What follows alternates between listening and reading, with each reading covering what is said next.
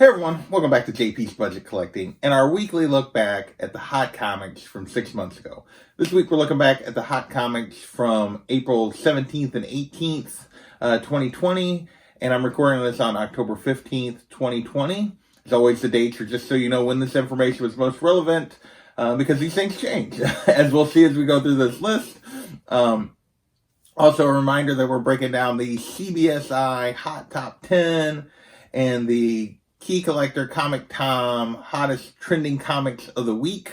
Those are the two lists we use. They each put out 10 books, and we kind of grab that list, go through them, see how those books are doing now, so that we all make better decisions about what books we chase, what books we're patient on. So, without further ado, we have 18 books to talk about this week between the two lists. So let's get into it. And what you're going to notice right off the bat is the first 9, so half the list, are related to option news in some shape or form. And this is because, again, this was right at the beginning of the pandemic. There weren't new books coming out, so the option news really dominated this particular list. And we're going to start with Philadelphia #1. This has been a fairly popular story. It's hit the list a couple of times when it first came out.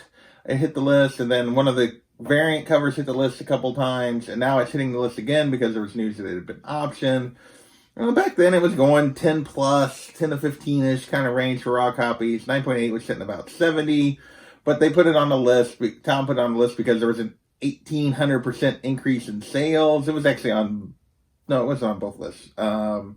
But yeah, so that was why it hit the list. And this book's been pretty steady. It's still going for $10 to $15. 9.8s are actually cheaper. You can get 9.8 for $40 to $50, which is not bad. If this has been optioned, $40, $50 for 9.8, that's probably not a bad deal right now. So it's been pretty steady on cost, but definitely on I'll Be Back as you've had some opportunities to get it for cheaper. Next, we have Lumberjanes #1, and this is the first of 4 books. Yeah, 4 books that are all hit the list for the same reason. And the reason they hit the list was Boom Studios had made a deal with Netflix for first right of refusal for basically their catalog. So people, like the next 4 books we're going to talk about, all were books people were specking on that Netflix might go after. And so that's why Lumberjanes #1 hit the list. And back then it was going for $50 for a raw comic. Now, just this last week, this book hit the list again because HBO is going to be a series on HBO Max. So Netflix didn't end up getting the rights to this. HBO Max did. So this book is actually kind of up. It's now kind of $40 to $80 raw. 9.8s are going for $250 to $300. This book is really hot right now because the HBO Max news just dropped a week or so ago. But this book was kind of an I'll Be Back in between because it did drop back down in the $20 to $30 range for raw copies prior to the new HBO news. So this one didn't go to Netflix, but it did end up going to HBO. We'll see how long it takes them to actually get this into production or if it ever does. But right now, this is definitely a hot book. Next, we have Bone Paris #1. This is another Boom Studios, Netflix potential. People were speculating that this might be one that they'd go after. This book jumped to $15 to $20 raw. 9.8 was going for $75 plus. And this book's been pretty steady. It's setting $15 to $25 still for raw copies. 9.8s are setting between $50 and $100. If you get one for that $50, you're probably doing pretty good. And yeah, this is a book that people are still thinking, based on the story, would make a good show, make a good movie or whatever, be a good option to be optioned or to actually be produced. So we'll see if it happens. Next, we have Mouse Guard #1, another Boom product that people think may go to Netflix. And this was actually, people were specking on this because Mouse Guard was in development at Fox before the Disney purchase of Fox. Basically, the story ended up getting killed during that shift, or the movie got killed. But people were speculating this might be an opportunity to revive that. Back then, raw copies were going for $100. 9.8 was going for $325. This book is now 50 to 60, but 9.8, interestingly enough, there's only been 2 recent sales of a 9.8. A signed 9.8 went for 155, and a unsigned 9.8 went for 455. So, but only 2 sales. Overall, this one's kind of fallen back. I'm still kind of rated as an I'll be back just because it's still going for good value. But yeah, this one is definitely somewhat hard to find. These copies, they're often damaged, so getting a high quality copy because it's kind of an odd size is sometimes tough.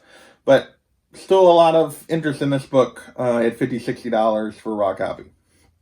Next, we have one of the hottest indies going right now in terms of just people chasing this, people specking on that it might become something in terms of a TV show, and that is Something's Killing the Children. Again, people were specking on it back then, and it caused raw copies to jump to $30. Now raw copies are around $100. 9.8s are going for $250, $300. This book has been up. It's been hot. I don't know if there's any real official news, but just this has been a super popular story, and people are jumping all over it.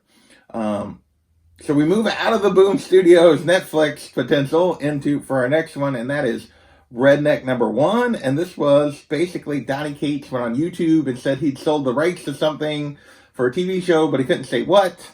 And people expect that this might be what the product that might be coming.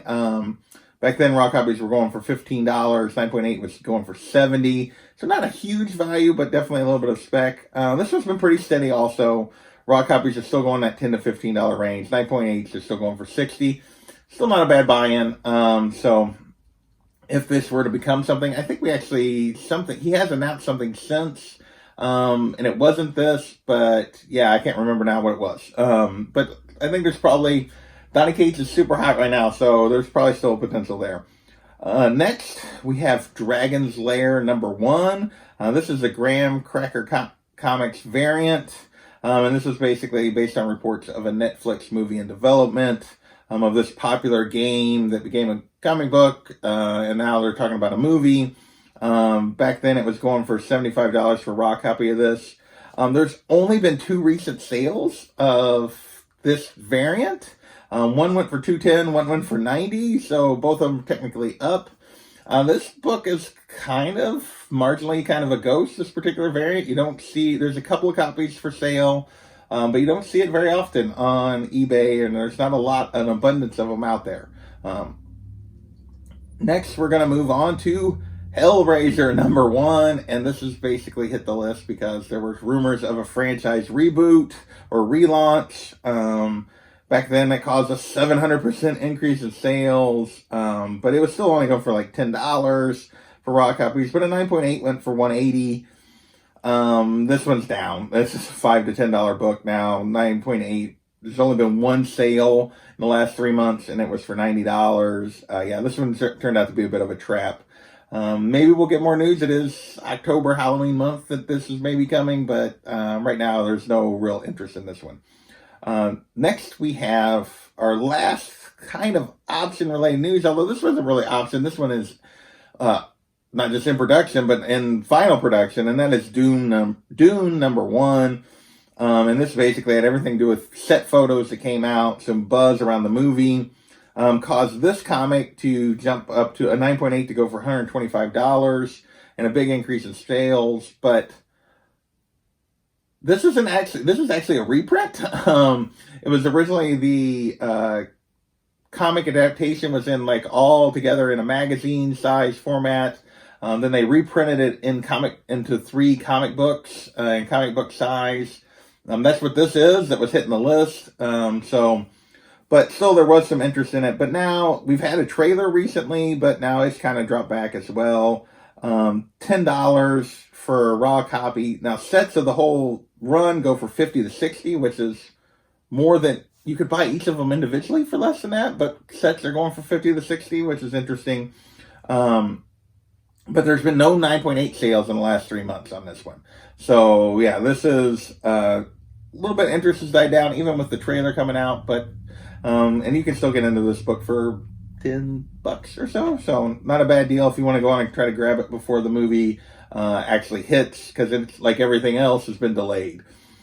Next, we have our only book that's a repeat from last week, and it is that Superior Carnage Annual #1. And this had to do with the Funko Pop of Carla Unger, who was a one-off character, but got the Carnage symbiote attached to her. So she was kind of She-Carnage. We talked about it last week that it was actually still going for as much, if not more, than what it was when it hit the list originally. Well, actually, in the week 2, it actually got up to a $20 to $30 book. So now at $10, it's actually kind of fallen back. It turned to be a trap, just not from when it was going for 5 to 10 when it first hit the list, but where it actually went to. So yeah, they're still trying to sell this as a first appearance of She-Carnage, but she never appears again. So that seems kind of odd to me. But anyway, with that, we're going to move into our only cover of the week. And that is Vamps versus Wolves #4. And this, of course, is a Peach Momoko variant, because what is any list in 2020 that doesn't have a Peach Momoko cover on it? She's been everywhere, and she produces 3 or 4 covers a week, it seems like. But they are still going for good value. This one was limited to only 100 copies. Back then, a 9.8 went for $235, and there were only 2 other books listed, which is why they put it on the list. One was a raw copy listed for $200 and a 9.8 listed for $500. This book's been fairly, I guess I called it steady. There's only been 4 sales in the last 3 months. 2 for $200 for raw copies, a raw copy for $350, and then a 9.8 for $300. There's only, I think, 3 listed right now. This book's becoming a bit of a ghost itself. With only 100 copies, that's no surprise. It is an odd title. I'd never even heard of this title. But people love their Peach Momoko, so they are definitely chasing this one. So with that, we're going to move into CGC signings. We have one book related to that, and this was right at the beginning of CGC, with all the cons being canceled and looking like they were going to be canceled for a while. CGC started setting up these signing events, getting artists and writers to come in and sign with them, where you could send your books in so people could still get signed Yellow Label books. And this book is Astonishing Tales Astonishing Tales 25, which is the first appearance of Deathlock, but it's also the first George Perez art. This book spiked because they announced a George Perez signing at CGC. Back then, a 9.8 hit $2,000, even though 9.6s were only going for $400, which is weird. They didn't talk about, they said that was why, but they didn't talk about raw prices at that point, what raw copies were going for, which I would have thought people have been trying to get raw copies to send in, but they were talking about slabs, and I guess maybe people were getting slabs to crack and sign. Either way, they put it on the list. Now you can get a raw copy of this book, $40 to $150, depending on condition. 9.8s are going around $1,500, but 9.6s are actually up around $600 instead of that $400. So I went with steady. You can easily, because I didn't really know what raw values had done, because they didn't have it, and I can't look that far back, at least that I know of, find a good place to look that far back for raw values. But yeah, it's been a pretty steady book. It's the first art of a great artist, first appearance of a character. This one's just a solid book, and I'd say it's been pretty steady. Next, we have Strange Tales 169, the first appearance of Brother Voodoo. And this had to do with Sam Raimi being announced as the director for Doctor Strange Multiverse of Madness, and people still speculating that Brother Voodoo was going to be a part of that movie. Back then, a 9.8 hit a record of $4,200, and that is actually the last 9.8 sale, so we really can't tell where it's went since. Looking at 9.6s, they've been pretty steady around $2,000 during this period. Raw copies going for around $100 to $300, depending on condition, have been pretty steady. So that definitely a great book, and a character that I would guess is going to show up at some point, whether it shows up in Multiverse of Madness or not. With that, we're going to move into Star Wars. And first up, we have Darth Maul #2, the 1 in 25 variant, and this is the first appearance of Cad Bane, the bounty hunter, not Darth Bane, the Sith Lord. The Cad Bane is a character from the Clone Wars show, And back then, this was going for $70, which was up from previously a $20 book. And like almost everything Star Wars, it has went through the roof. It's now a $150 to $200 book. 9.8, only been 2 sales, but they were both for $700. So yeah, Star Wars has been super hot over the last 6 months. Basically, any kind of Star Wars first appearance has been super valuable because people think they're going to make a lot of Disney's Plus stuff after the success of The Mandalorian. And yeah, people are jumping all over these. Next, we have one more Star Wars book, and that is Kanan the Last Padawan #1, 1 in 20, the 1 in 25 variant. And this hit the list again. Speculation around Sabine Wren. CBSI is still like arguing that this should be the first appearance of Sabine Wren. That's what CGC says, but the market has decided it's actually number 6, and this is the cameo. So as a result, this book hasn't actually moved that much. Back then, it was going 60 to 80. And now it's still going for 40 to 90. So this book is actually still pretty easy to get. There's not really any slab sales or many copies of this slabbed and selling. So there's not really anything to report there. Might be one worth to pursue. I don't know. But depends on how much you want to spec on Sabine Wren and whether or not she's going to appear. Probably should do it soon, though, given what's coming up here in a couple weeks with The Mandalorian coming back. 3 books left, and they're all related to a single announcement, and that was that HBO Max was ordering a Justice League Dark pilot. So 3 books related to Justice League Dark hit the list. First up, we have Swamp Thing #49, which is kind of the first cameo of the Justice League Dark, at least the characters that become the Justice League Dark appearing together. This book jumped from a $10 book to a $25 plus book. Now, mind you, they didn't actually use the Justice League Dark name back then, but it, like I said, it still jumped up because it was kind of their first team up. Now it's a $10 to $50 book, depending on condition. 9.8s are running 100 to 125. So a lot of variation in this, at least in the raw books, on how much you can get one for. The next book behind that is Swamp Thing 50, which is kind of the first time they really team up, is at least the way they're saying it. Again, back then they did not use the Justice League Dark name. It was just those same group of characters. And it also became kind of a $25 book after the announcement. Now it's 10 to 35 for raw copies, so a little cheaper for raw copies, but the 9.8s are actually going for more, 150 to 200.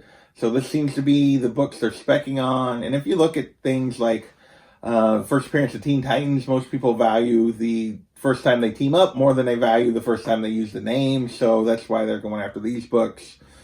But these are actually going for similar values to the next book, which is Justice League Dark #1 from the New 52. And this is the first time they actually use the Justice League Dark name. And this is obviously the first solo title of this kind of team. Back then, raw copies were actually going for 30 plus. 9.8s were going for around 150. Now it's a $20 to $30 book, so the raw copies have backed up a little bit. But 9.8s are going for 175 to 200. And I think I said the 9.8 went for 120, not 150 before. So, but anyway, yeah, so 9.8 went up, but raw copies are down. But I say up, but there's only been 2 9.8 sales since August. So I would call this one maybe steady to a little bit down, just because the raw values, which is where most of the sales are actually down a little bit.